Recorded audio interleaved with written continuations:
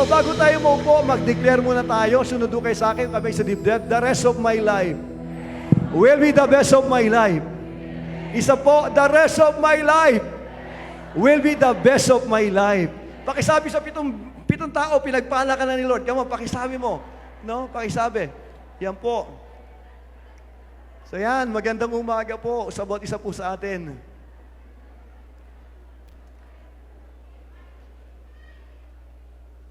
Ayan po. Bago tayo magsimula, mga minamahal ko, gusto ko sanang i-welcome muna yung kung may first timer ho tayo.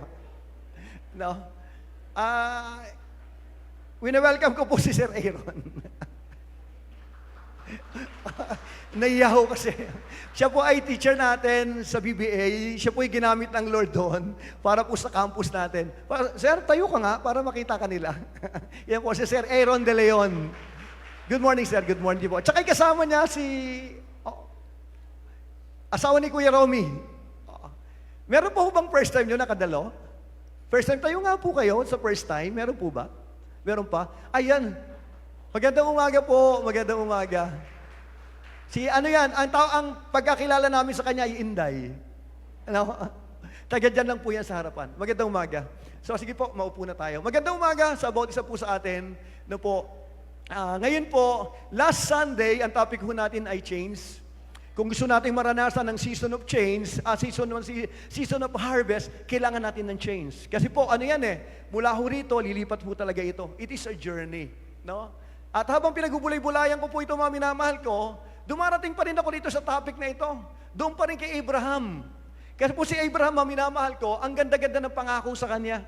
No? Grabe. Wala po siyang dala-dala kundi yung pangako ho ng Lord na sinabi ho sa kanya.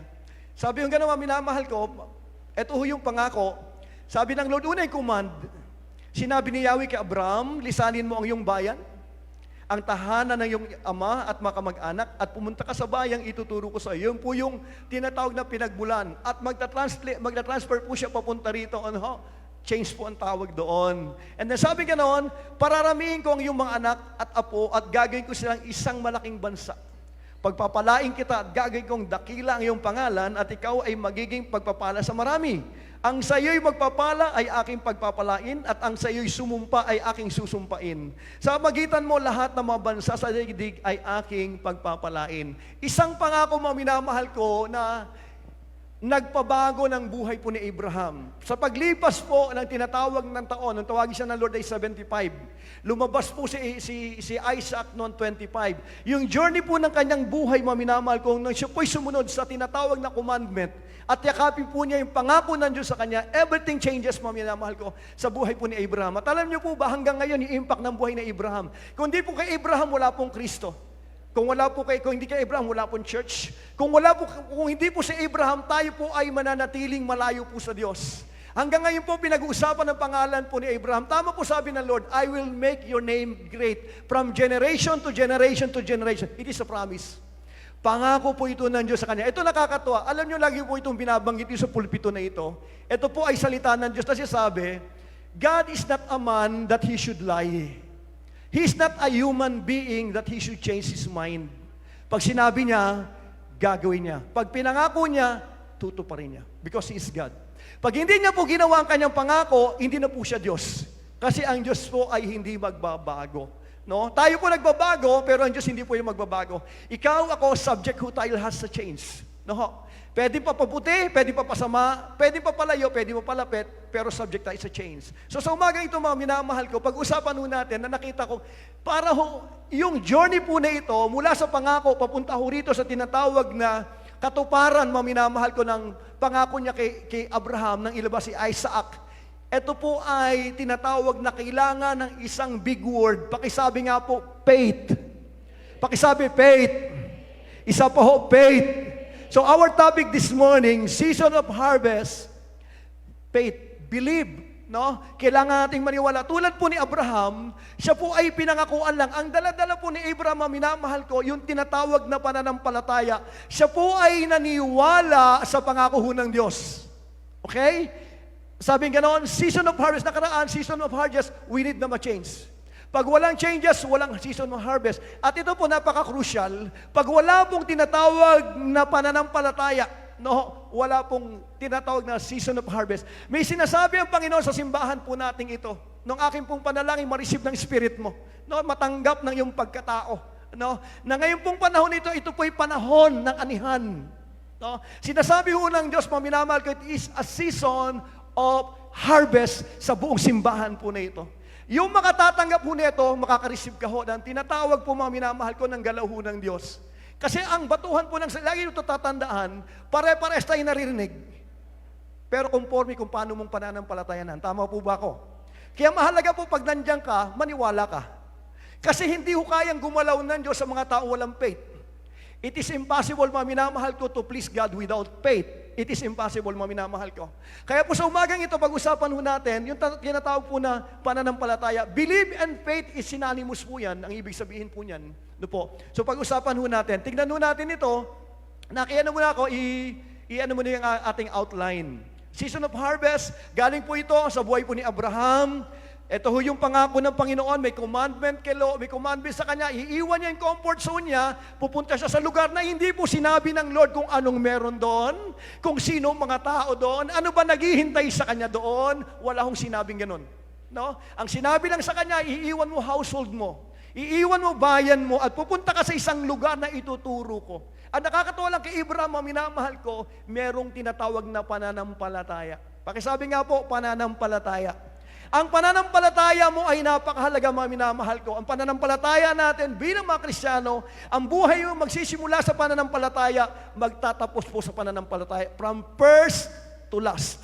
Kaya po kung merong aatakihin ng demonyo sa iyo, yung pananampalataya mo. Dahil pag nawala ang pananampalataya mo, everything will fall.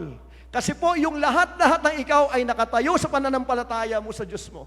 Kaya napakahalaga po ng faith natin. Sabi nga naman, mga minamahal ko, ang declaration, I will make your name great and I will bless you. Sabi ng ganon, I will bless those who bless you, I will curse those who curse you. Yung pangalan mo, ikaw, magiging pagpapala ka sa buong sanlibutan. And then, mga minamahal ko, verse 4 na, verse 4. Verse 4. Sumunod nga si Abraham sa utos ni Yahweh, nilisan niya ang Haran noong siya ay 75 taon, 75 years old, nang tawagin po si Abraham. Sumama sa kanya si Lot. Verse 5, minamahal ko, verse 5. Isinama ni Abraham ang kanyang asawang si Sarai at si Lot sa pamangkin niya. Dinala niyang lahat ang kanyang mga alipin at mga kayamanang naipon nila sa Haran. Pagkatapos nito'y nagtungo sila sa Kanaan. Mula po doon sa tinatawag na land of Haran, papunta po doon sa tinatawag po na promised land, itong Kanaan. Verse 6, meron pa ba? Verse 6. Pagdating nila roon, nagtuloy si Abraham sa isang banal na lugar sa Shechem, sa malaking puno ng More. Nooy naroon pa ang mga Kananeo. Nagpakita kay Abraham si Abraham, ang pangalan nito Abraham, hindi pa Abraham. No? Lumabas ang pangalan Abraham ay 99 years old po siya. Nung palitan ni Lord yung pangalan niya from Abraham to Abraham. Nagpakita kay Abraham si Yahweh na nagsabi sa kanya, ito ang lupaing ibibigay ko sa iyong lahi. At nagtayo si Abraham ng altar para kay Yahweh na nagpakita sa kanya. Pero pa ba na? Ayun na po yun. Okay na. Ito po yung pinanggalingan po nila. Umalis si Terah sa bayan ng Ur, mula sa Ur, sabi nga noon, Caldea, kasama ang kanyang anak na si Abraham. Si Terah po, tatay po ni Abraham.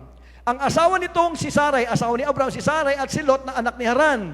Papunta sila sa Kanaan, no? So, ibig sabihin, from Ur, pupunta sila ng Kanaan. Kaya lang sabi yung gano'n, minamahal ko, ngunit nang dumating sila sa Haran, doon na sila nanirahan. Ang destinasyon ay Kanaan, pero dito po sila nanatili sa Haran. And sabi nga noon, doon namatay si Terah sa gulang na 205 na taon. Mula sa dito po sa Haran, minamahal ko, dito po ibinigay yung commandment na iiwan mo po ito, pupunta ka doon sa lupang pangako ng Panginoon. So tingnan ho natin, pag-usapan natin ay faith, katotohanan patungkol po sa ating mga pananampalataya. No po, mahalaga po ito, mga minamahal ko. 4 na bagay lang po ito about our faith, katotohanan patungkol sa faith mo. Mahalaga po yung faith mo, tingin ka sa akin. Sabi ho ni Jesus kay Peter nung sabi niya ganoon, your faith will fail, pero I pray na ma-restore yung faith mo. Bakit po? Kasi pananampalataya, mahalaga po yan. Lahat po ng galaw ng Kristiyano by faith. Buhay natin by faith, salvation by faith. Kaya ka nagpipray by faith. Tama ko mali? Kaya ako umaasa by faith. Lahat po by faith. No? Kaya dapat po ito maintindihan ng bawat Kristiyano. Ang mananampalataya, kaya po ang tawag sa atin, mananampalataya. Ibig sabihin, we live by faith. Kasi believer tayo, mananampalataya ho tayo, we live by faith. Hindi pa pwedeng Kristiyano ka na hindi ka wala kang faith. Hindi ho pwede. Ang tawag pa lang sa iyo ay mananampalataya. Ibig sabihin, ikaw po ay sumusunod sa Diyos mo. Apat na bagay mga minamahal ko na dapat natin maintindihan at maunawaan, unang-una ang faith po, sabing ganon, is not passive but active. Ang pananampalataya mga minamahal ko, hindi po ito yung wala kang gagawin. May galaw pag sinabing faith, buhay po ang faith. Sabi ho ng mga hindi mananampalataya, ay alam nyo kayo ako sa Kristiyano, kasi puro faith. Puro faith pag-ausap mo. Bahala si Lord. Puro ganyan ang sinasabi. No? Hindi po pag sinabing by faith, walang gagawin. Hindi pag sinabing by faith, uupo ka na lang, ihintay mo sa pangako. Hindi ho ganun ang faith. Hindi po siya passive, but active. Paano po pinakita ni Abraham yung faith niya? Nung siya po yung maniwala, nang ma-receive niya po ito, sumunod. Ibig sabihin, kung naniwala ka na wala kang ginawa, hindi ho faith ang tawag doon. Ang tawag doon ay fake. So, ibig sabihin, ang faith ay buhay, hindi po ito isang bagay na patay. Pag meron pananampalataya, may galaw po ang Diyos sa buhay mo. Nakikita po yan ng tao. No? Yung po yung tinatawag na faith natin, it is not passive, but active. Tingnan niyo po ito. Makikita mo po ang tao pag may faith, may obedience. Dahil lagi po ang kapahayagan ng faith, may pagsunod. Pag walang pagsunod, walang faith. May kausap po ako. So, ibig sabihin, minamahal ko, kung gusto mo tingnan ang faith mo, tingnan mo obedience mo because your obedience is an expression of faith. Ang tingnan nyo po ito, ano ho natin sa utos ng Panginoon. Ang sabi ho ng Panginoon, ibigay mo yung para sa Kanya. Pag walang pagsunod, walang faith. Pag sumunod, may faith. Kaya maraming mga Kristiyano nasa loob ng simbahan, ang problema, faith. At ang faith po mga minamahal, mahalaga po ito. No, napakahalaga. Dito po mga minamahal ko, sabi po ng Biblia, nakasunod, hindi maaring kalugdan ng Diyos ang walang pananampalataya sa Kanya. Ibig sabihin, we cannot please God without faith. Hindi natutuwa ang Diyos sa mga taong walang pananampalataya. Kaya po tingin sa akin, ang tinitingnan sa iyo ng Panginoon, your faith. Yung pananampalataya mo, kaya sabi ng Panginoon, it is impossible to please God without faith. It is impossible, sabi ng Lord. Hindi siya matutuwa sa mga tao may walang pananampalataya. Sabi niya, sapagkat ang sino mang lumalapit sa Diyos ay dapat sumampalatayang may Diyos. At siya ang nagbibigay ng gantimpala sa mga umahanap sa Kanya. Ibig sabihin, kaya ka naghahanap kasi nananampalataya ka. Pag walang paghahanap, walang faith. Amen. Kaya po pag ang prayer mo, it is an expression of your faith. Kaya ka nananalangin kasi naniniwala ka. Pag hindi ka na nagpe-pray, ibig sabihin, wala na ang faith mo.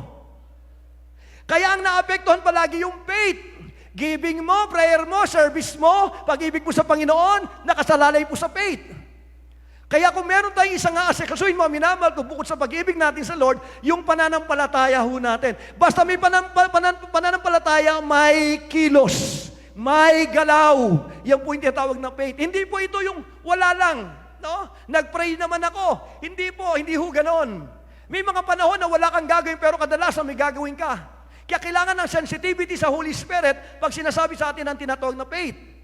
May kausap po ako. Tignan niyo po ito. Isang naging argumento ng mga Kristiyano noon, yung tinatawag na faith po nila, yung bunga ng faith. Kaya po dito, mga minamahal ko, sabi po ng James, chapter 2, verse 14, ano mo lang, ngunit may nagsasabi, may pananampalataya ka at may gawa naman ako. Ipakita mo sa akin kung paano maaari magkaroon ng pananampalataya nang walang magawa. At ipapakita ko naman sa iyo ang aking pananampalataya sa mamagitan ng aking magawa. Ibig sabihin, mga minamahal ko, ang issue po rito, mga minamahal ko, merong mga Kristiyano na nagsasabing may faith pero walang ebidensya.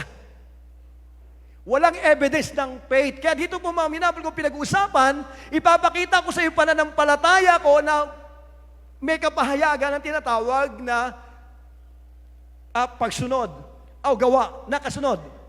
Verse 19. Sumasampalataya ka na ang Diyos ay iisa, di ba? Mabuti naman, ang mga demonyo man ay sumasampalataya rin at nanginginig pa. So tingin sa akin, yung demonyo may naniniwala din at nanginginig pa, pero hindi siya nababago. May kausap ako, naniniwala sila pag sinabi in Jesus' name, alis eh. Ibig sabihin, even them, they believe, pero walang expression ng obedience. Ibig sabihin, minamahal ko, ang expression ng faith palagi is the obedience. Pag walang obedience, walang faith. May kausap ako. Kaya ikaw mismo, pwede mo i-assess sa sarili mo, kamusta na ba yung faith ko? Ito ba ay passive o ito ay active? Dating active, ngayon ay passive na. So, kung ito ay passive na, dapat gawin ko itong active muli. No? And then verse 20, minamahal ko, verse 20. Dito ay makikita mong magkalakip ang kanyang pananampalataya at magawa at naging ganap ang kanyang pananampalataya.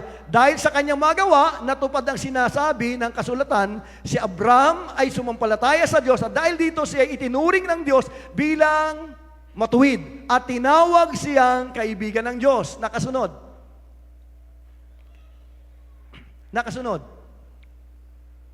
Diyan ninyo makikita na itinuturing na matuwid ang isang tao dahil sa kanyang magawa at hindi dahil sa pananampalataya lamang. So, dito ang pinag-usapan rito is the fruit of the faith. Pag tinignan mo po yung tinatawag na tinuturing ni Pablo, it is the root ng salvation. Naligtas tayo by faith. Pero dito ang pinag-usapan dito, ang faith po hindi po pwedeng walang bunga.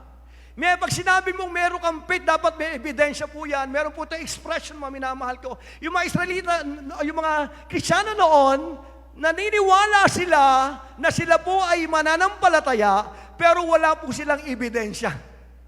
So, ibig sabihin, madali po palang makita kung ang tao may pananampalataya, hindi mo kailangang manghula. Makikita mo sa mamagitan ng gawa niya na yung kanyang pananampalataya ay lumalabas. Amen. And then kasunod, minamahal ko. Verse 25, meron pa po ba? Patay ang katawang walang espiritu. Ito po, ang nagpapagalaw dito is your spirit, yung panloob. Panloob, yung kaluluwa mo na nasa katawan. Sabi niya, patay ang katawang walang espiritu. Nakaano lang po yan. Gayun din naman, patay ang pananampalatayang walang kasamang gawa. So, ibig sabihin, minamahal ko, para maging buhay ang pananampalataya natin, dapat may expression po ito ng obedience. Pakisabi nga po, obedience. So, yan po ang sukatan ng faith natin pare-parehas. No? Hindi po ito passive. Hindi po ito isang bagay na wala kang gagawin. Lalo na po pag ang Diyos po ay nagbigay ng promise, meron po itong kasama palaging gagawin. At malalaman mo lang kung naniniwala ka pag ginawa mo yung tinatawag niyang sinasabi, ayon doon sa kanyang pangako. No? Dito po, pinapakita ng Panginoon, sa magitan po neto, minamahal ko, ng ating pong pananampalataya, dapat may expression po ito ng faith. Tingnan sa akin, pag may faith, mababago buhay. Ulitin ko po ito. Pag may faith, mababago ang buhay. Pag wala pong faith, walang mababago. Kasi naniniwala ka sa sinasabi ng Diyos mo. Ang bunga ng Espiritu ay pag-ibig, kapayapaan, kagalakan, kahinahunan. So, ibig sabihin, meron pong laging ekspresyon. Pag meron pong pananampalataya ang tao, nakikita po ito. Makikita rin kung patay ang faith ng tao. Hindi po ito a word ng condemnation. It is a word ng pagpapaliwanag, minamahal ko, bilang mananampalataya. No? Ang isang expression ng buhay ang faith mo na transform ang buhay. Nagkakaroon ng obedience, minamahal ko. Pag wala kang obedience, walang faith. Hindi ho pwedeng i-push, minamahal ko, yung ano na yon. Hindi ho tama. No? So dito, minamahal ko, tignan nyo po, sabi po ng Matthew chapter 7, verse 7. Sabi hong gano'n, minamahal ko. Matthew chapter 7, verse 7 and 8. Ano mo lang, tignan nyo po ito. Humingi kayo at kayo bibigyan. Anong part mo ron? Hihingi ka, bibigyan ka. Ibig sabihin, hindi po ito passive, it is an active. Hindi po pwedeng, hindi alam na ni Lord yon. Ang sabi na Lord, hihingi ka. Hindi alam na ni Lord yon. Close naman kami Lord, hindi po. Ang sabi ng Biblia, humingi kayo at kayo'y bibigyan. Humanap kayo at kayo'y makasusumpong. Kumatok kayo at kayo'y pagbubuksan. Hindi po ito passive. If you want to receive from God, you need to ask. If you want to find something, mami, you need to seek. Kung gusto mong bukas na pintuan, kakatok ka, that's faith. Hindi ang faith po, hindi po ito parang wishful thinking. Kaya po ayaw ng mga unbeliever sa atin. Alam niyo kung bakit? Pagkausap ka, lagi mong sinasabi, by faith. Alam ng Diyos ang pangailangan mo. Alam ng Lord kung paano kang hindi ka maintindihan ng unbeliever. Hindi ho talaga. Kaya po pag inaral mo, minamahal ko, ayaw nila tayong kausap. Bakit po? Kasi iba po yung lumalabas sa bibig mo. Hindi ho nagko-connect yung reason tsaka yung logic mo, minamahal ko. Kaya po pag tinaral mo, minamahal ko, sinasabi ng Lord sa atin, nak, tignan mo yung yung faith mo. Pag gumagalaw, ibig sabihin buhay pa. Pag hindi na gumagalaw ang obedience mo, wala na may problema. Madali lang hindi, kilala ko si Lord. Sabi ho ng Biblia, si Satan nga kilala rin si Lord, nanginginig pa eh. Hindi ho pala sapat yung mental na sinasabing kilala ko si Lord. Hindi po, may nakikitang ebidensya. Ano yung ebidensya mo, minamahal ko? Tingnan ka tumingin ka sa akin. Bakit ka nagbibigay? Bakit pag nag-open, kumukuha ka ng pwedeng duty, pero ang giving, it is an act of faith. Naniniwala ka sa Diyos. That's faith. Kaya po pag hindi mo ina-express yung giving mo, ibig sabihin, may problema ka sa faith. Kaya kung meron kang ayusin, pagdating dyan, is your faith. Ang sabi ng Panginoon, minamahal ko, magbigay ka, ikaw ay bibigyan, siksik, liglig itong maapaw. Ito po ay na active. Maraming Kristiyano, minamahal ko, tingin ho kayo sa akin. Bakit lagi ko itong tinuturo? Tingin sa akin, pag nagbigay ka, bibigyan ka. Ganun siya kasimple. Pag kaya mo siyang paniwalaan, yung promise na yon para sa iyo yun. Hindi ko ito tinuturo para hindi ko kailangan ng pera nyo. Tinuturuan ko kayo kasi po ako'y sawang-sawa na makitang mga anak ng Diyos, nagkakanda hirap-hirap. Hindi po natin design. Ang problema natin, yung pananampalataya natin, hindi natin kayang tayuan. Kaya tingnan mo ho yan. Tingnan mo lang yan mo. Bakit ka sumusunod? Bakit ka naglilingkod? Expression po yan ng faith. Kaya tayo naglilingkod sa Panginoon kasi sabi ng Panginoon, we are called to serve. Naniniwala tayo sa Kanya, kaya po tayo naglilingkod. Kaya pag hindi ka naglilingkod, tingnan mo ba yung faith mo, baka may problema, baka understanding na lang ang faith mo. Naniniwala ako sa Diyos. Oo, si Satanas ay naniniwala din. Ang kaibahan nyo lang, siya ay nanginginig, ikaw hindi. May kausap po ako. Kaya napakahalaga ng faith mo, minamahal ko. Kailangan natin i-assess mo sarili mo. Bakit ko ito siya sabi? Tingin sa akin, ang babalikan lang ng Diyos yung taong may faith. Kaya napakahalaga na ito, mga minamahal ko, lalo na po ngayon, napaka-crucial po ng panahon.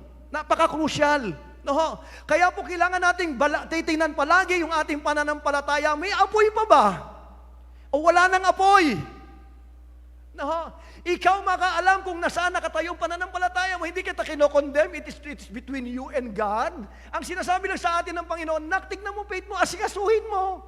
Dahil pag nag-rapture na hindi ka maayos, maiiwanan ka. Bakit isang beses lang po itong mangyayari? Wala po itong pangalawa. Tingnan sa akin, bakit tayo naniniwala sa rapture? Pangako ng Diyos yan eh. Hello? Hindi po ito kwentong barbero ang sabi ng Panginoon sa bahay ng aking ama, maraming silid. Kung hindi ngayon, bakit ko sasabihin sa inyo, aalis kayo, aalis ako at paghahanda ko kayo ng inyong matitiran. Pag naihanda na, babalik ako para kunin ko kayo. Rapture po yun. Sinabi po ni Kristo yung kaya tayo naniniwala. Pag hindi ka naniniwala, hindi ka na maghahanda.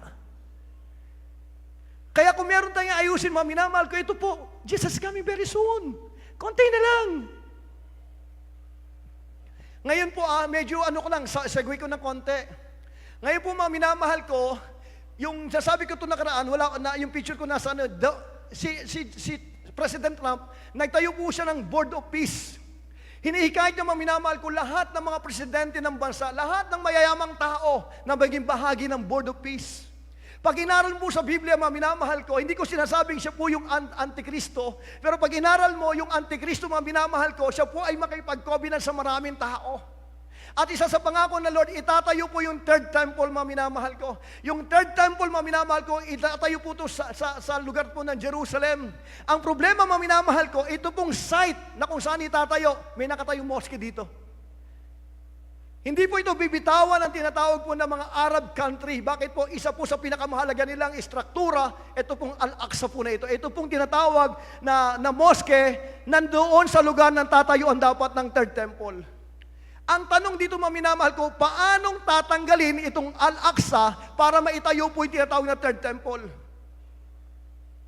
Alam niyo po, pag inaral mo, ang number one problema ng Israel is the Iran. Ang Iran, sila po yung pinaka-extreme sa lahat po ng tinatawag na mga Muslim. Nasa kanila Sharia law, mga minamahal ko. Sa kanila galang Hezbollah, sa kanila galang Houthi, sa kanila galing yung mga tinatawag na Muslim extremism, mga minamahal ko. Yan po yung produkto ng tinatawag na Iran na ang orientation, burahin sa mapa ang bayan ng Israel. Sino pong nagsusul dyan? Si Khomeini, yung kanilang presidente ng Iran. Pag nag-ano ka ngayon, maminamahal ko, ng social media, kung ano nangyayari, nagkakaroon po ng malaking kaguluhan sa Iran. Ngayon, nagkakaroon po sila ng ano ngayon, ang tawag doon, civil unrest. Ang daming mga pinapatay, more than 30,000 na pong pinatay sa kalsada, mga minamahal ko. Nagagalit na po yung tinatawag ng mga tao sa gobyerno. Alam mo, isang bagay nakita ko dito, mga minamahal ko. Pag ito pong gobyerno ng Iran ay bumagsak, babalik po yung dating Prince of Persia, si Nasser Pahlavi. No? Siya po yung dating crown prince nung sila po ay ma-dethrone na pinatay nila Khomeini. Ngayon po, nagkakaroon matinding galaw sa Iran, mga minamahal ko, at nakikita ko, ibabagsak ang bayan po na ito. Pagbagsak ng bayan, pagbagsak ng gobyerno, babalik po ito si Pahlavi. Sino po siya? Siya po ay kiniklaim niya na siya po ay mula sa lahi ni Cyrus the Great. Sino si Cyrus the Great? Siya po yung ninuno ng mga Persian. Siya po yung isang hari na tumulong sa Israelita para itayo yung second temple na nagiba noon. So ito na ho yun. Ano yung pwedeng mangyari? Pagtanggal po ng Iran, ng ano po, ng tinatawag po ni Khomeini, pagbagsak ho nito, papasok po to. Mawawala na po ang sulsol para sa Arab country. At ito po sila Pahlavi, mga minamahal ko, ito po ay pro-Iran. Nakarang kinakausap niya, minamahal ko, siya po ay nagbibigay ng tinatawag ng parang assurance, mga minamahal ko, pag upo niya, yung ties niya sa Bani Israel.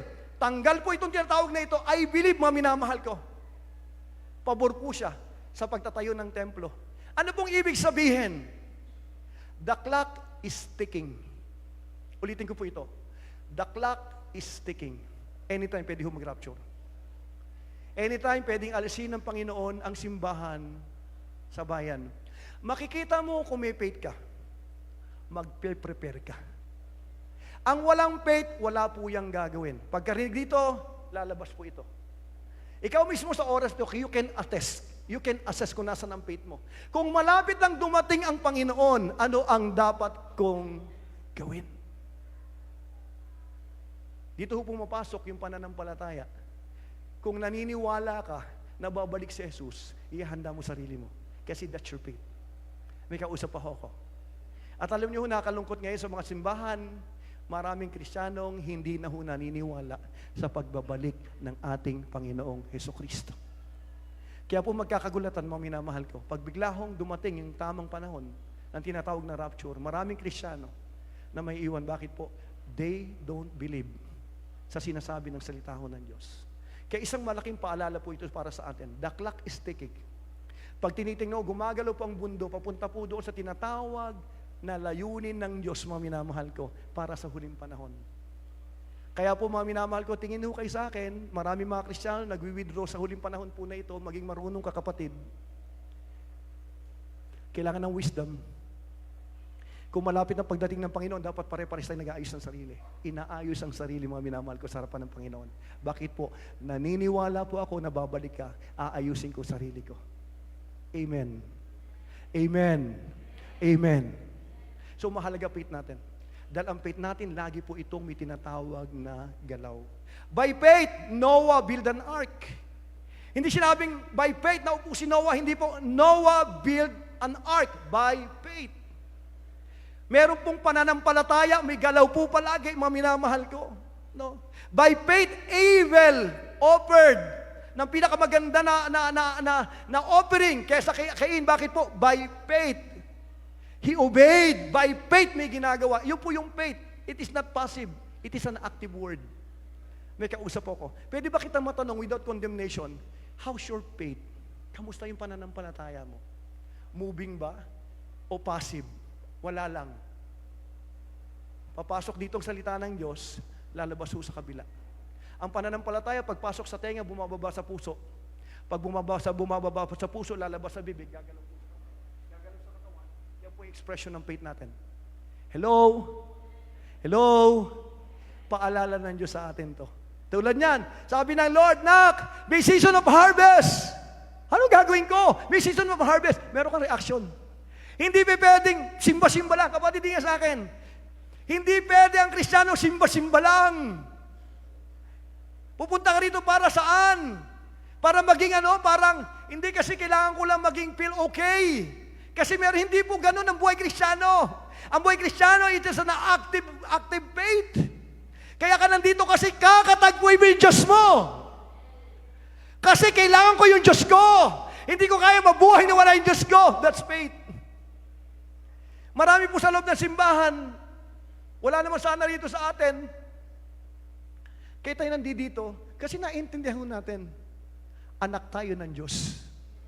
Bakit ako nag-aayos? Anak ako ng Diyos. Amen.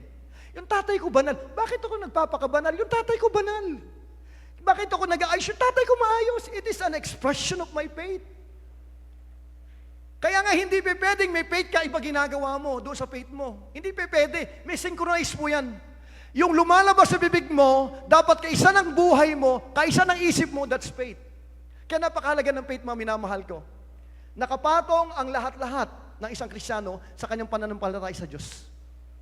It's all about our faith. Pangalawa, mga minamahal ko, isang katotohanan pagdating ng faith.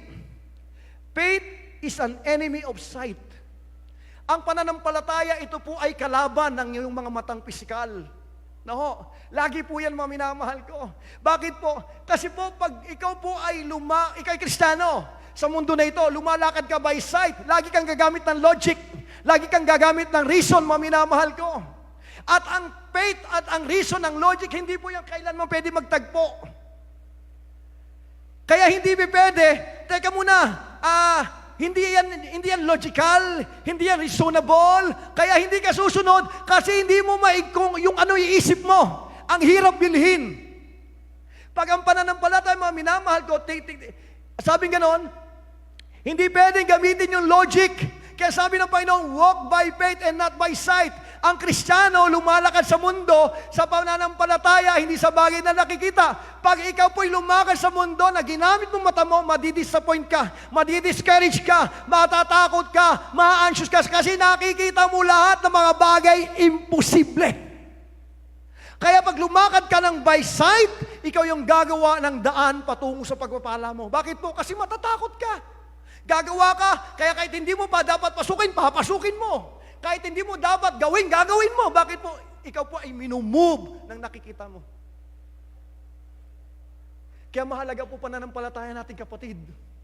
Napakahalaga. Naalala ko yung nagpapakain po si Jesus ng 15,000. Tinanong niya po si Philip, sa palagay mo, saan tayo kukuha ng ganyang pagkain para sa kanilang lahat? And then si Philip, by logic, by reason, Lord, meron tayong 2 tinapay, tsaka 5 isda, 2 isda, 5 tinapay.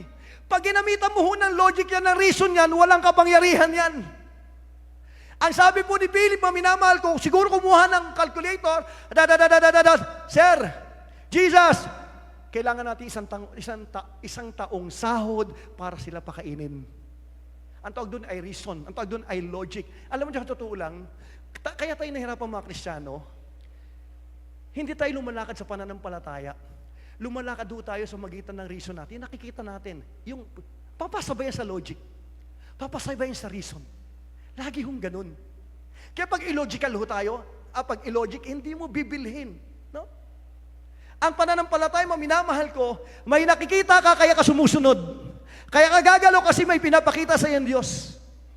Kaya po mahalaga, minamahal ko, na ikaw po bilang isang Kristiyano, matuto kang pumikit upang babuksan ang iyong mga mata, upang sa iyong paglakad, minamahal ko, makita mo yung Diyos na hindi nakikita, makita mo kamay ng Diyos sa buhay mo, kasi ikaw po'y lumalakad sa iyong pananampalataya.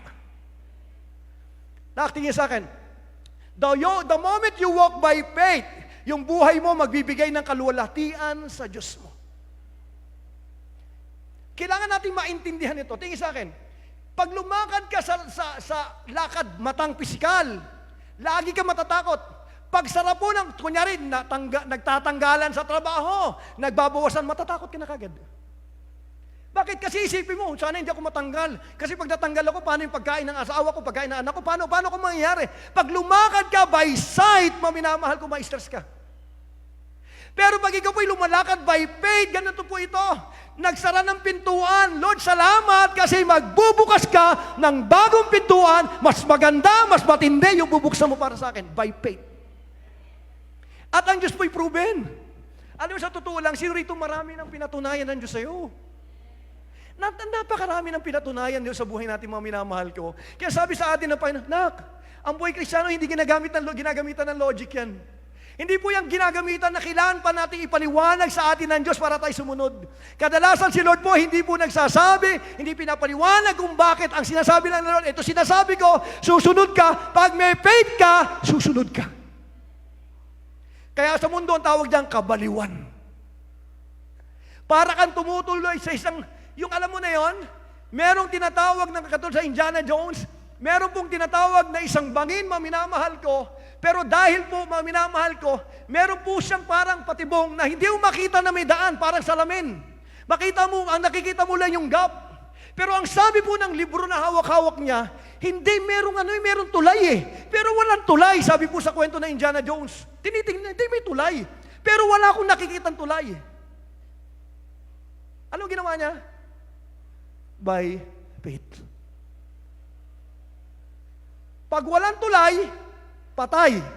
Pag may tulay, totoo yung sinasabi. Nakapikit po siyang ganyan, and then pagbagsak niya ng pak, kalay mo hulog siya, pak, may tulay nga. Biglang na buhay yung tulay. Ang ginawa niya, bumalik siya, kumuha siya ng buhangin, hinagisa niya gano'n, nakita niya yung tulay, bumuha na doon. That's faith. Yan po yung pananampalataya. Alam, tingin ka sa akin. Sasaya ang buhay mo pag may faith. Ulitin ko po ito. Sasaya buhay mo pag may faith. Magiging victorious ka pag may faith. Bakit po? Alam mo, ang Diyos ay gumagawa sa lahat ng bagay, sa lahat ng pagkakataon, sa mga taong nagmamahal sa Kanya. Hindi pwedeng gamitan ng logic. Naalala niyo mga Israelita, ang commandment ng Lord, ikaw conquer ang Jericho. Kung ikaw po yung general, paano mo kukonquerin? Pero sabi ng Panginoon, iikutan ng isang araw, 7 beses.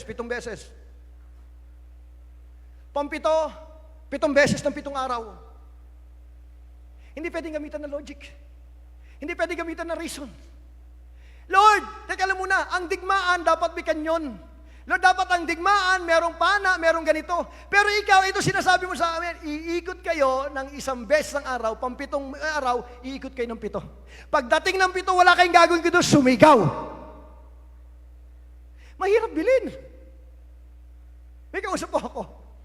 Kaya po ang Biblia, ito po ay nagsasalita, ang pwede lang makareceive nito, yung may tao may pananampalataya. Tingnan niyo po ito. Pare-pares tayo ng Bible na binabasa, pero hindi pare-parehas sa pagtanggap ng pananampalataya. It's all about faith. Ginawa nila, sige lang kasi sabi mo, kayo po'y nakakaalam, kayo nagdala sa amin dito, ikot sila.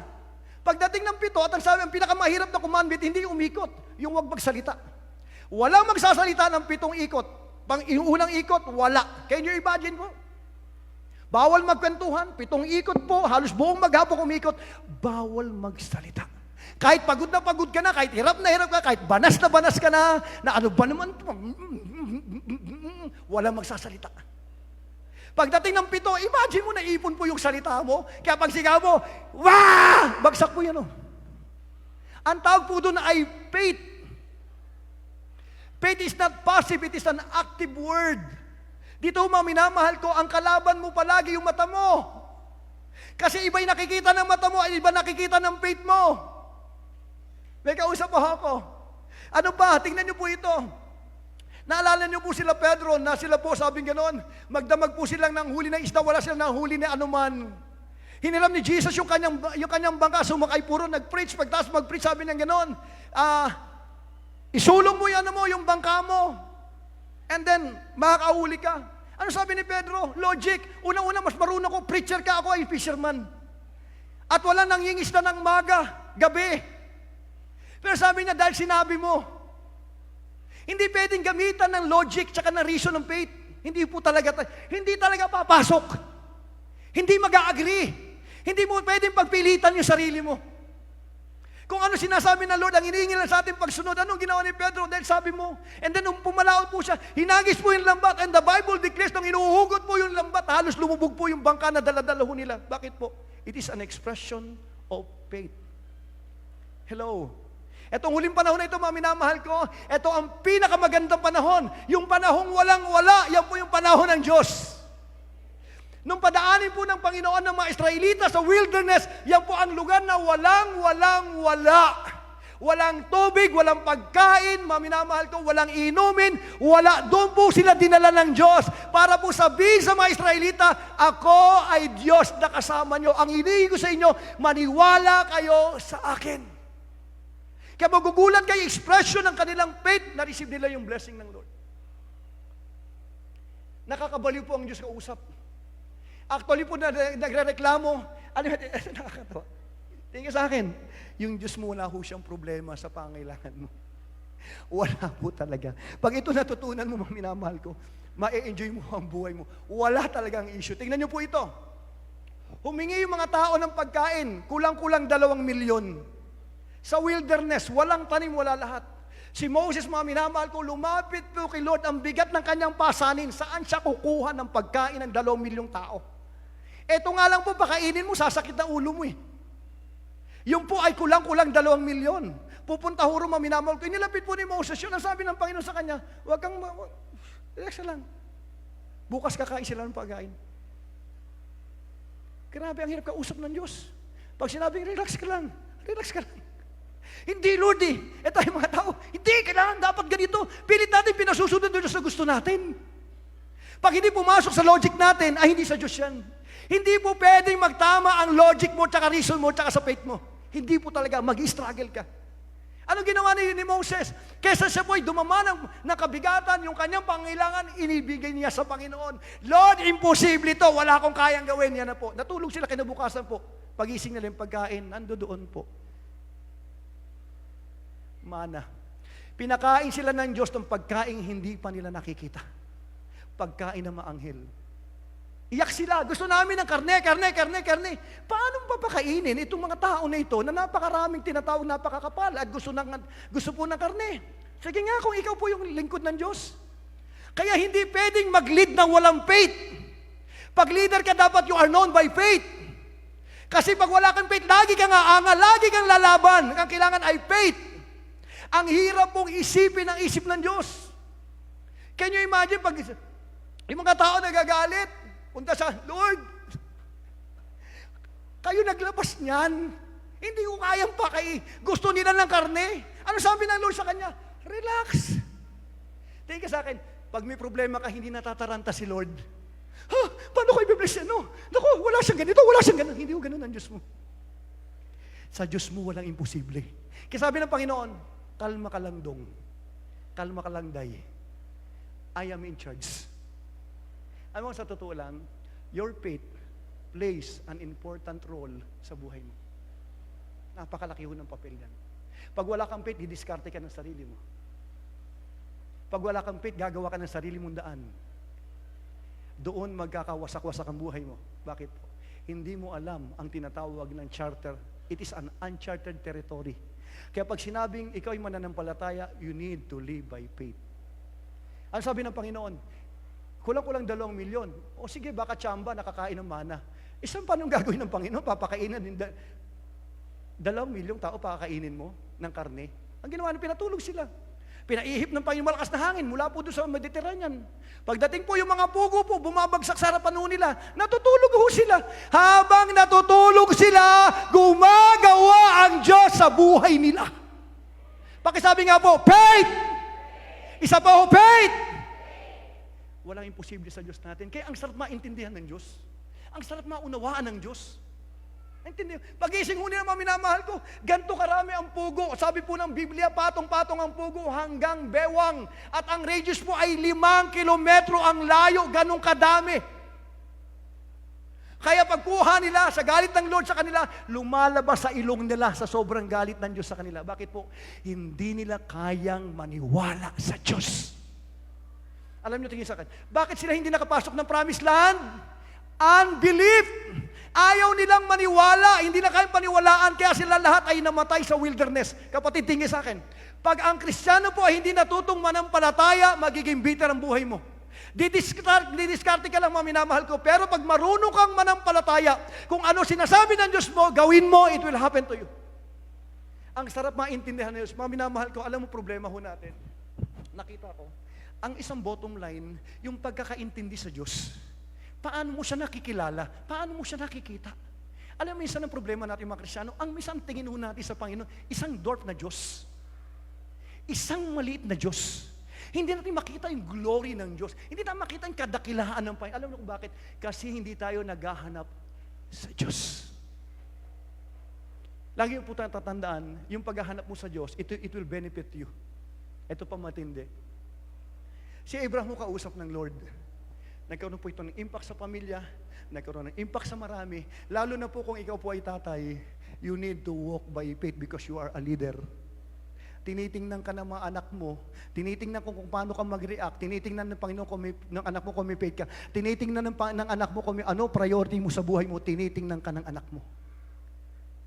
Kaya napakahalaga mo yung minamahal ko, bilang mga mananampalataya, kailangan maintindihan natin itong bagay na ito. We need to live by faith. Ang dami-dami ho. Inutusan ng Lord si Abraham, i-offer si Isaac. Iba ho yun. Bakit sumunod si Abraham? Faith. Sino pa? Si Pedro, tingnan mo, nakakabaliw ang Diyos. Galing sila ng templo, hinahanapan sila ng tax. May temple tax na tinatawag, mga minamahal ko. Pag uwi nila, tinanong siya ni Jesus si Pedro, dapat ba magbayad ang anak ng tax? Hindi, dapat yung mga nasasakupan lang. Para hindi sila ma-open, sabi niya kay Pedro, kumuha ka ng pamingwit. Mamingwit ka. Yung unang isdang kakagat, buksan mo bibig, may pera doon. Bayaran mo yung tax.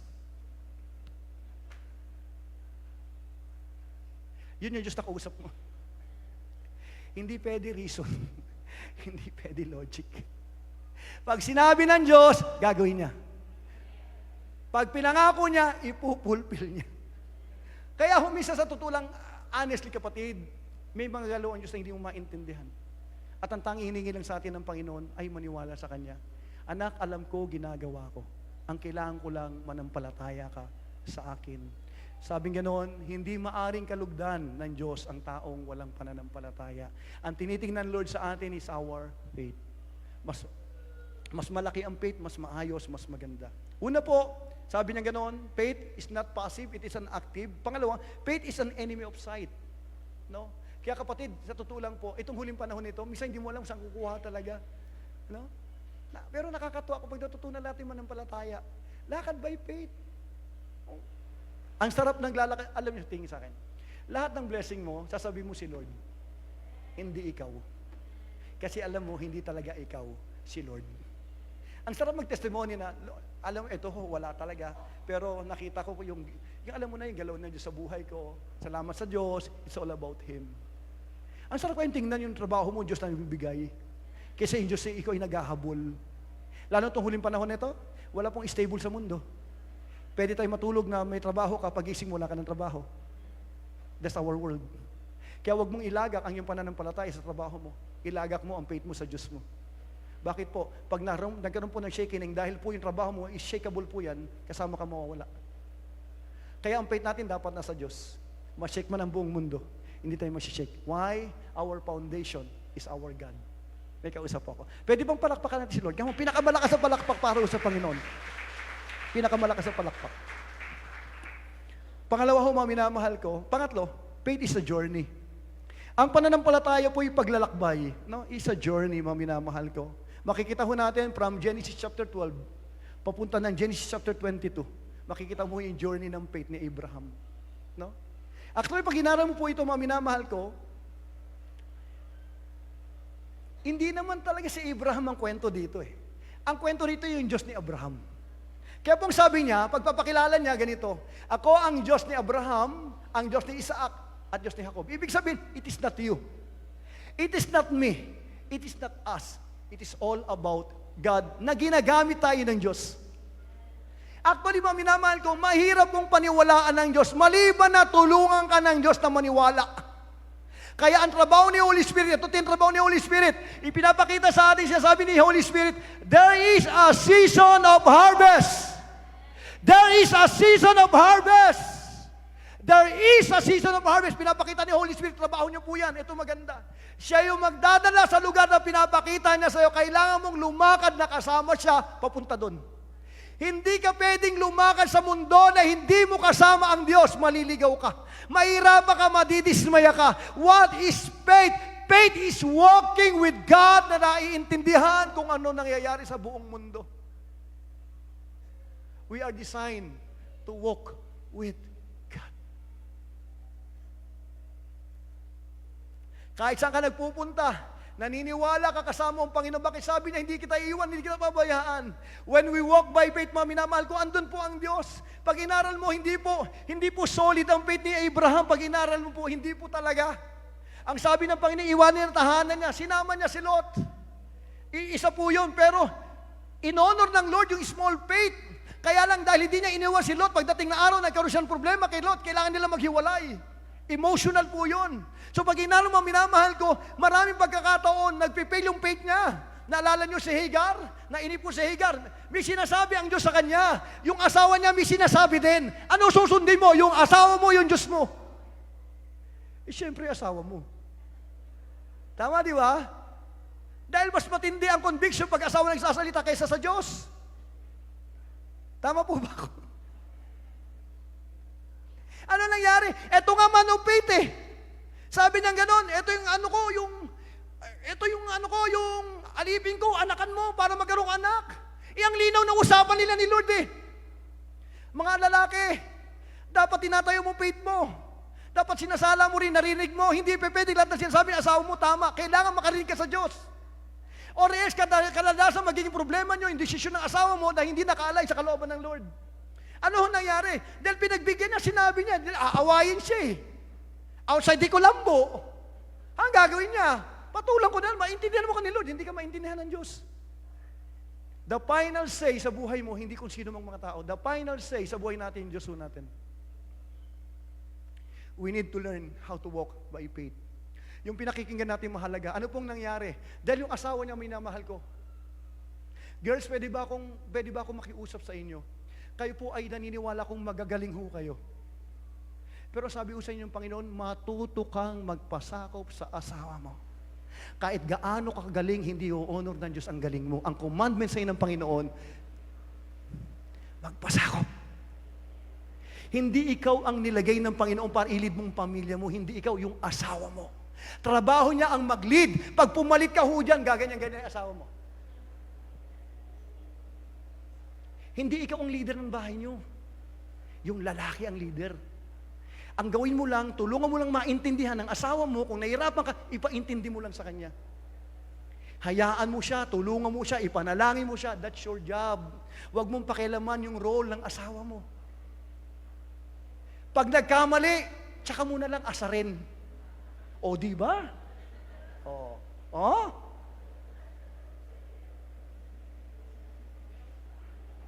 Kaya dapat nagkakaisa mag-asawa. Pero tingin sa akin, ang pagkakaisa lagi nasa salita ho ng Diyos. Hindi pwede opinion ng asawa mo, hindi pwede opinion mo, kundi kung ano sinasabi ng Lord. If you want the breakthrough, if you want the blessing of God, learn how to discern the voice of God. Ano natin nung nangyari? Binigay ni Sarah si Hagar, sinipingan, nabuntis. Confirm, baog siya. Tingnan mo yung impact. Siya yung gumawa ng problema niya. Galit na galit siya kay Abraham. Lalo na nanganak yung Hagar. Nakita niya, lalo siya nagalit kay Abraham. Siya may kasalanan siya. Biniblame yung asawa niya. Ano nangyari? It breaks her heart. Siya may problema nun kasi siya nag-suggest nun eh. Ano nangyari? Pinalayas na ho yung ano niya. Lumabas tuloy, sama na ugali niya. Lumabas na ho ng lahat. Hanggang ngayon po, kaya may Muslim, dahil po may desisyon na mali.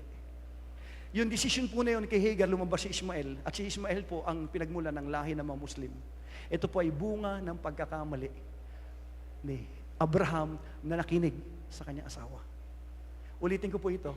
Mga babaeng nandito, ako po'y naniniwala sa inyo with all my heart. Kayo po ay magagaling. There's no question about that. Pero ito sabi sa inyo ng Panginoon, wives, submit to your husband. Grabe ng utos ng Lord. Kayo magpalit na kayo ni Lord. Anong pinakamahirap na utos sa inyo? Magpasakop. Kasi sobra kayo magaling. Tapos nakikita yung mga asawa nyo, hindi magaling. Ang hirap kayo magpasakop sa hindi magaling, lalo kung magaling ka. Kaya nag-struggle tayo eh. Kaya nahirapan tayo. Kaya pag topic na to, ayaw natin itong pakinggan. Bakit? Kasi yung ating pong tinatawag na sarili, ang hirap ipasakop. Huwag ho kayo mag-alala, hindi lang ho kayo nahirapan. Ang pinakamahirap na commandment sa lalaki, mahalin ang babae. Ay, ang hirap! Sa totoo lang, huwag nyo sanang isipin na ang hirap sa inyo magpasakop. Hindi po. Ito rin, balansin mo, ang hirap ng babaeng mahalin. Gusto nyo sabihin ko, taas yung kamay ng mga lalaki na, huwag na, baka ma-open ko kayo. Nakatingin ka sa akin. Ganto na lang, huwag mong isipin yung commandment sa asawa mo. Ang i-workout mo yung commandment ng Diyos sa buhay mo. Kung ikaw naman po lalaki, huwag mo na isipin yung commandment sa kanya. Commandment ha? Sabi ni Pastor, ang linaw ha? Ay, mapapasakop ka. Hindi, sabi ni Pastor, mamahalin mo raw ako. Balansihin natin. Kung ano commandment sa'yo, asikasuhin mo lang yan. Yun ang trabaho mo. Kung babae ka, mahalin mo, magpasakop ka sa asawa mo. Kung ikaw po ay lalaki, ang commandment sa'yo, mahalin mo ang asawa mo. Pag nagawa nyo, tingin sa akin, pag nagawa nyo yung commandment, andoon ang blessing. Ulitin ko po ito, naroon ang pagpapala sa tamang tinatawag na alignment na kalooban ng Panginoon. Kaya po tayo nahihirapan sa buhay natin, isa po ito sa mahirap gawin. Pero dapat nag-uusap ang mag-asawa.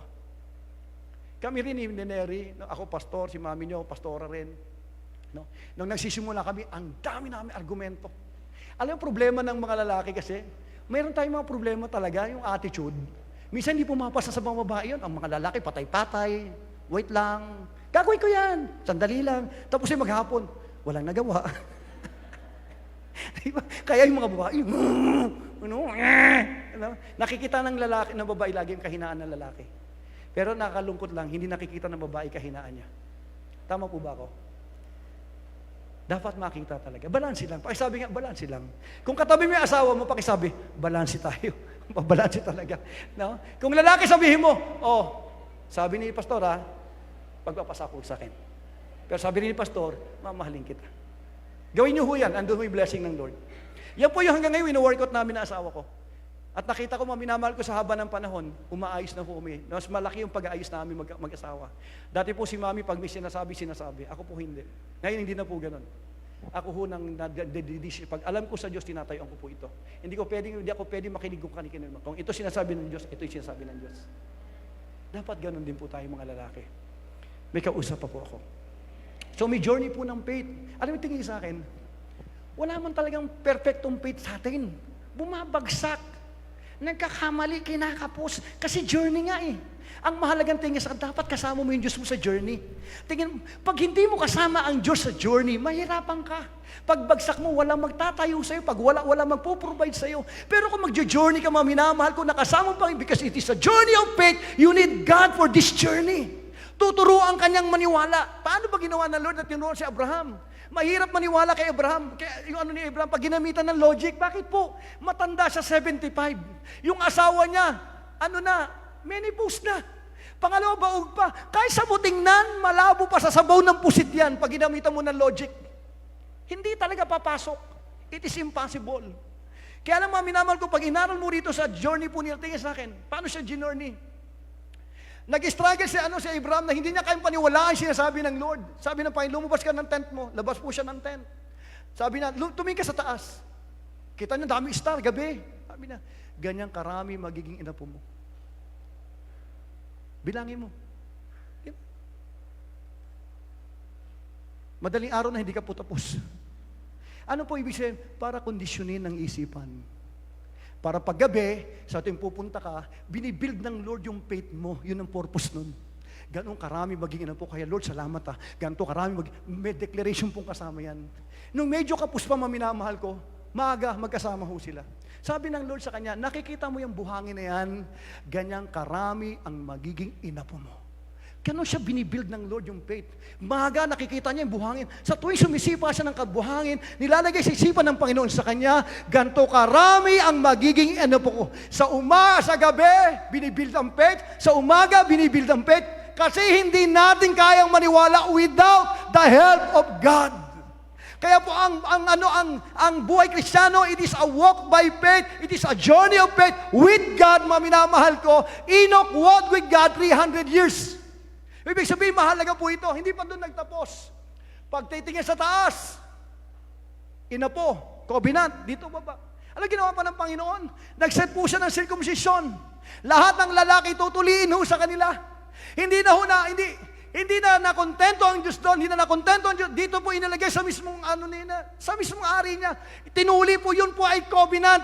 Ibig sabihin, si Abraham, sa tuwing siya ay titingin sa langit, titingin sa lupa, sinasabi ng Lord, ganyan karami ang magiging apo mo. Sa tuwing siya po ay iihi, nakikita niya yung kanyang tinatawag na ari, na doon po yung circumcision, na sinasabi niya, I am a God of a covenant, gagawin ko yung sinasabi ko sa iyo. Araw-gabi, umiikot po sa isip po ni Abraham yung sinasabi ng Diyos sa kanya. Hindi pa huro nagtapos. Parang po convincing si Abraham. Yung pangalan niya Abram, pinalitang Abraham, the father of many nations. Pinatingin sa taas, pinitingin sa baba, inilagay dito. At tingin sa akin, nung sila po nagkaroon ng tinatawag kung di ako nagkakamali, ito po ay sa Genesis chapter 17. No, doon pinalitan ang pangalan niya Abraham, the father of many nations. Paglabas po na encounter dati siyang Abraham. Sa tuwing siya'y kakausap ng matao ko si Abraham. Ano nangyari kay Abraham? Bakit tinuyo? Bakit ganito? Bakit Abraham na inilagay ho ng Panginoon sa pangalan niya, yung pangako ng Lord na tuwing sasabihin niya, I am Abraham. It is a declaration, maminamahal ko, that God is faithful to His word. Tingin sa akin, ang sarap po ng journey ng faith. Kausap po ako. Walk by faith is walking with God sa journey na mismo ang Diyos ang tumawag sa iyo. Hindi ikaw ang pumili sa Kanya, siya ang pumili sa iyo. Invitation to walk with Him sa isang journey ng pananampalataya. Isa po sa matinding nagtagumpay ng faith ay si Enoch. He walked with God 300 years. Hindi nanlamig, hindi gumanon, i-enjoy yung kanyang journey ng pananampalataya. Alam niyo po, ang babantayan ho natin mga minamahal ko, tingin niyo kayo sa akin.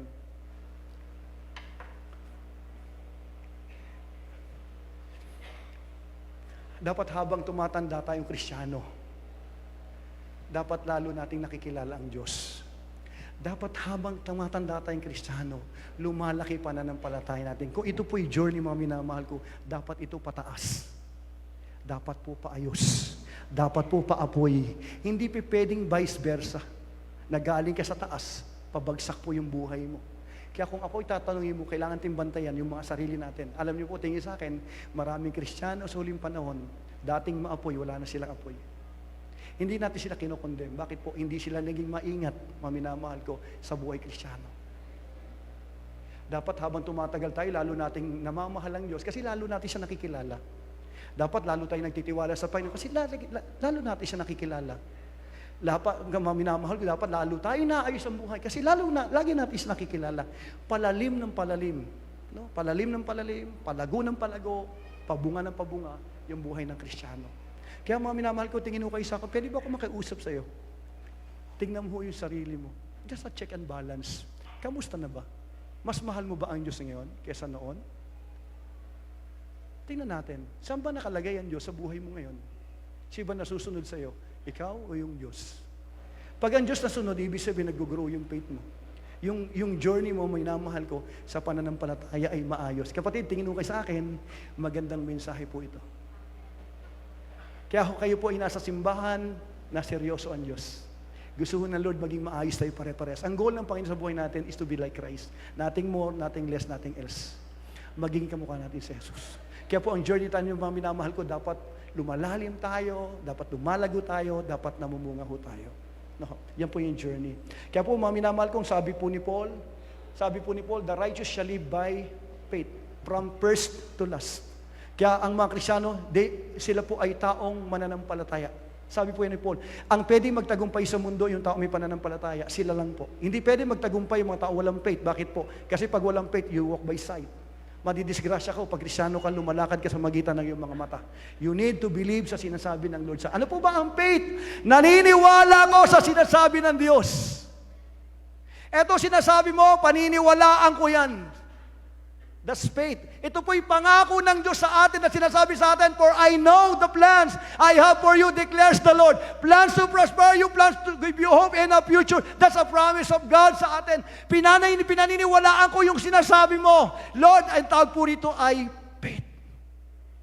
Kaya mahalaga ang faith. Hanggat may faith ka, minamahal ko, ikaw po'y magpapatuloy para po itong baterya na energizer. Habang tumatagal, lalong tumitindi. That's faith. Your faith in God will make your life lighter in this world. Ulitin ko po ito. Your faith in God will make your life lighter in this world. Oo, may problema. Oo, may pangailangan. Pero pag may faith ka, gumagaan ang buhay mo. Dahil naniniwala ka, meron kang tatay na nasa langit. Meron kang ama na nagpo-provide. Meron kang ama na nagbibigay ng protection. Alam mo, yung Diyos mo ay buhay at siya'y nagmamalasakit sa'yo. Kaya pag may pangangailangan ka, hindi ka pupunta kung saan-saan, ikaw pa'y luluhod doon sa harapan ng tatay mo, dahil naniniwala kang mahal ka ng tatay mo, at kaya gawin ng Diyos ng tatay mo yung lahat ng bagay para sa'yo. That's faith. Allow God to provide for you. Allow God to protect you, mga minamahal ko. Ang pwedeng masecure lang po sa mundo na ito, yung mga taong mayroong pananampalataya sa Diyos po natin. And then sa huli, mga minamahal ko, faith is passive, not active. Faith is an enemy of sight. Faith is a journey. Pang-apat, faith releases the power of God.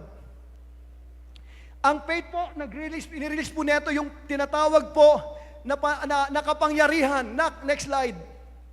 Faith releases. Nothing happen until we believe. Nothing happen unless we believe. Malayang magagawa ng Diyos ang kanyang sinasabi sa atin at kanyang mga pinangako kapag tayo ay may faith. Nothing is impossible with God. Tingnan natin mga verses ng na sinasabi po ng Biblia. Sabi nga, we will be discouraged, disappointed, afraid, and anxious on earth when we walk by sight and not by faith. Kaya in-encourage tayo ng Lord na walk by faith. Alam niyo po, lahat ay nangangailangan. Lahat ng Kristiyano. Pero dapat, minamahal ko, alam natin kung sino provider natin. Para pag may kailangan ho tayo, minamahal ko, hindi mo kailangan dumiskarte. Minsan yung diskarte mo, yun nagpapagulo ng buhay mo. Ang kailangan mo lang pumasok ka sa presensya ng tatay mo, mag-usap kayo, hingin mo kung yung hinihingi mo, sabi ng Panginoon, just wait. Maniwala ka, tatrabahuhin ng Diyos yung para sa'yo. May kausap ako. Lack of faith, doubt, unbelief, problema po natin ito. Pag may lack of faith, may doubt, unbelief, malabo ho makaminister sa Diyos. Kailangan po ito tanggalin. Kailangan maging pure ang faith natin pare-parehas. So dito po mga minamahal ko, pag meron pong tinatawag na faith, maranasan kapangyarihan ng Panginoon, provision ng Panginoon, pati po yung tinatawag na protection ng Panginoon. Nothing is impossible with God. Walang imposible wala. Kahit yung pinakapangit na buhay mo, walang imposible. Kahit napaka-imposible, walang imposible sa Diyos. Yan po magandang hawakan po ito, Lord, walang imposible sa iyo. Nilikha mo ang langit at lupa. There is nothing impossible with you. Tingnan natin ng word ng Lord. Nak, bigyan mo lang ako dito. Magtatapos na po ako dito. Nak, next slide. Matuto kang lumakad sa mundo na nakapikit.